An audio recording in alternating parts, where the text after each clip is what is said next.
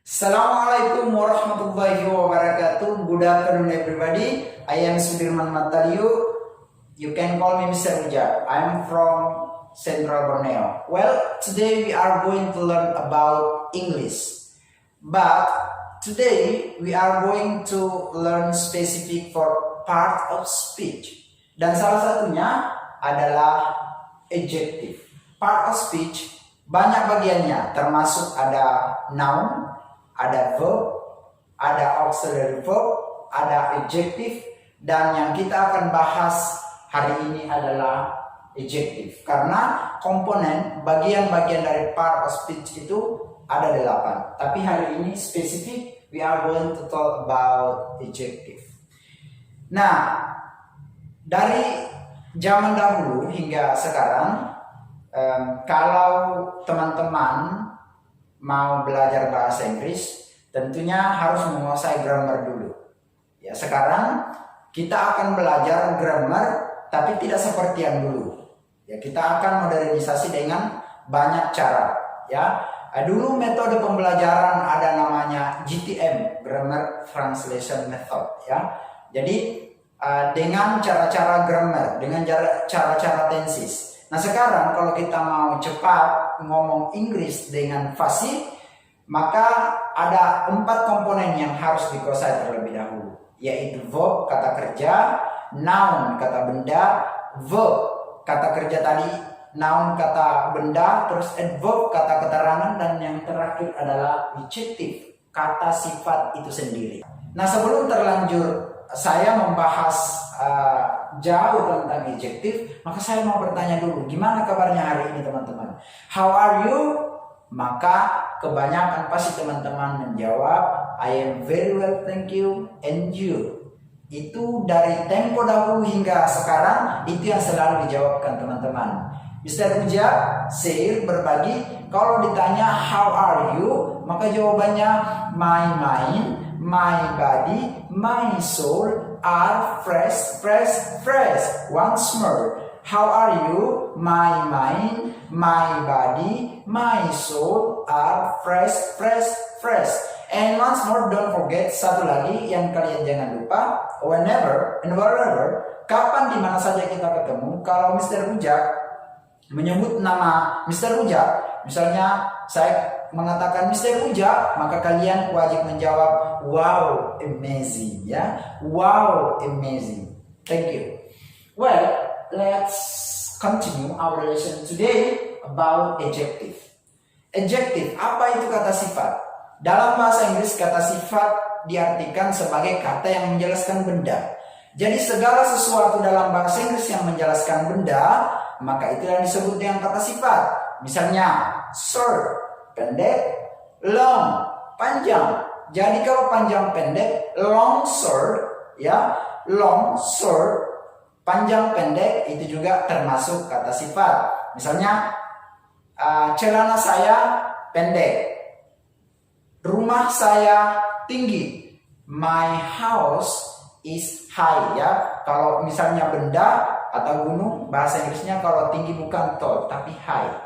My brother is tall, kakak laki-laki saya tinggi. My sister is short, saudara perempuan saya pendek. Jadi semua yang menjelaskan tentang benda itu yang disebut dengan sifat. Termasuk juga color, warna. Misalnya rumah putih yang seperti di Washington DC itu White House, rumah putih. Jadi rumah yang menjelaskan bahwa rumah itu putih, maka putih ini karena dia menjelaskan rumah itu, maka itulah yang disebut dengan kata sifat. Well, kita buat formasinya, formulanya atau bagannya, bagaimana kita bisa menguasai part of speech, bagaimana kita bisa menguasai suatu kalimat yang dalamnya perbendaharaan kata dengan lengkap, dan kita bisa menyusun kata tanpa menghafal tenses, dan kita bisa membuat kalimat dengan baik dan benar. Well, yang pertama kita akan menuliskan yang namanya subjek, ya. Subjek dalam bahasa Inggris ada namanya I, you, they, we, he, she, it, ya. Jadi ini yang disebut dengan subjek dalam bahasa Inggris. Nah, untuk cepat dan tepat kita menghafal subjek ini, maka cukup kita mengetahui atau mengenal 3 nama sahabat kita. Yang pertama, Ayu. Jadi ini Ayu, kemudian ini yang disebut dengan Dewi, dan yang ini anggaplah teman kita itu adalah sahabat kita adalah orang Cina yang namanya misalnya Hishmi, ya. Anggaplah nih Hishmi. Jadi kita hanya menghafal 3 nama teman kita, Ayu, Dewi, Hishmi. Maka kita sudah menghafal yang namanya subjek. Kemudian turunannya adalah to be. To be ini pasangan dari subjek untuk membentuk kalimat adjektif, ya. Misalnya I ini berpasangan dengan you, Dewi ini berpasangan dengan are, dan he ini berpasangan dengan is, ya. Kemudian ada lampaunya. Lampaunya kalau yaitu was, kalau are yaitu were, dan kalau is kembali jadi was. Jangan lupa nanti kita taruh di sini not, ya, yang kalimat negatifnya nanti. Nah, ini lampau itu adalah segala sesuatu bentuk kalimat yang telah terjadi atau yang lalu, masa lalu, ya. Nah, kalau kita mau membicarakan sebuah sifat seseorang dalam masa lalu, maka yakin kita akan membahas banyak menggunakan to be dalam bentuk was, were. Tapi hari ini ya bukan masa lalu, karena nanti kita baper kalau bahas masa lalu.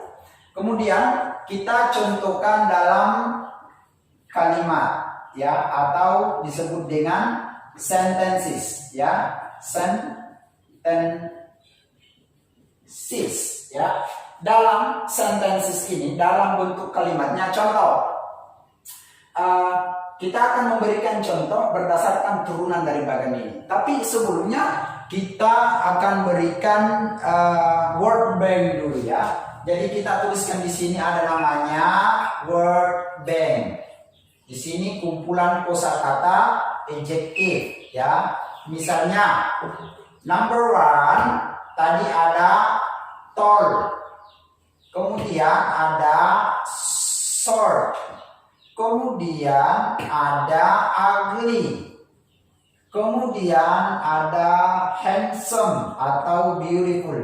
Handsome, ya. Kemudian ada handsome. Kemudian next is, anggaplah misalnya fat, dan yang ke ini 5, 6, thin, kurus, kemudian 7, misalnya smart, kemudian 8, stupid, kemudian 9 hot, dan yang terakhir cold. Jadi cara bacanya tall, short, ugly, handsome, fat, thin, smart, stupid, hot, and cold. Oke, untuk mengetahui artinya, maka kita punya namanya teknik learning by doing. Tall,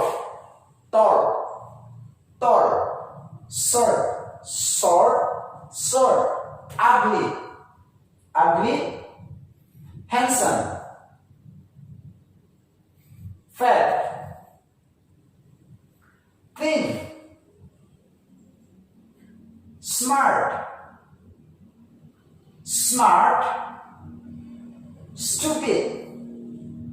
stupid, hot, cold. Oke, once more. Tall itu tinggi, short, pendek, ugly, jelek, handsome, gagah, fat, gemuk, fat, thin, kurus, smart, cerdas, stupid, bodoh, bodoh. Hot, gerah, panas. Hot, cold, dingin, dingin. Coba kalian ulangi. Misalnya Mister begini, ini apa? Handsome. Oke, kalau Mister begini, stupid. Kalau Mister begini, tall. Oke, clap hands for you. Thank you. Next, we are going to make a sentence ya. Kita membuat sebuah kalimat. Misalnya kita ambil nomor 1, tall. Oke, yang perlu dipahami bahwa dalam kata sifat kita kalau dalam kalimat positif ya, maka subjeknya duluan ya. Yang didahulukan adalah subjek. Dan kita mengambil dari yang paling atas adalah I. Jadi misalnya I. Setelah I, yang harus dipahami bahwa setelah I itu harus to be, tidak boleh langsung kata sifatnya. Jadi setelah subjek harus to be baru kata sifat. Jadi subjek to be kata sifat. Makanya I pasangannya kemana? Berarti I am. Misalnya saya tinggi nomor 1, berarti I am tall. I am tall. Nah, bagaimana kalau kalimat negatif? Kalau dia kalimat negatif, maka dalam kalimat negatif ini kita hanya menambahkan tadi not ya, di antara subjek dan to be. Di antara to be dan kata sifat. Contoh, I am not tall. Ya, I am not tall. Saya tidak tinggi. Jadi hanya kalau kita mau mengatakan kata tidak atau negatif, maka hanya ditambahkan not antara to be dan kata sifat. Terus bagaimana dia kalau intro negatif ataupun pertanyaan? Nah, kalau pertanyaan, kebanyakan teman-teman kalau belajar bahasa Inggris, dia kalau dia biasa pakai what. Apa itu what? What itu adalah apa. Jadi what ini apa, bukan apakah. Ya, nah kalau ini sumbernya bukan pertanyaan. Yang mana yang disebut dengan pertanyaan? Pertanyaan kalau dalam kalimat sebuah adjektif atau kata sifat, maka to be-nya saja didahulukan. Ya, to be-nya saja didahulukan. Misalnya, I am tall, I am not tall, maka am I tall. Seperti itu, am I tall. Jadi itu saja didahulukan. Misalnya, are you, are they, are we, is he, is she, is it. Seperti itu teman-teman. Oke, teman-teman, hari ini kita fokus untuk membahas kata sifat dalam bentuk waktu sekarang atau masa kini. Untuk membahas adjektif yang menggunakan was were dalam kalimat masa lampau atau masa lalu, maka nanti kita akan tambahkan di depan kata sifat itu sendiri sebagai adverb of time atau kata keterangan waktu. Tetapi hari ini kita akan fokus bahas karena waktu sudah cukup. I think the time is enough for today. Thank you for this time. Untuk Ruang Guru, sukses terus. Kita majukan Indonesia bersama.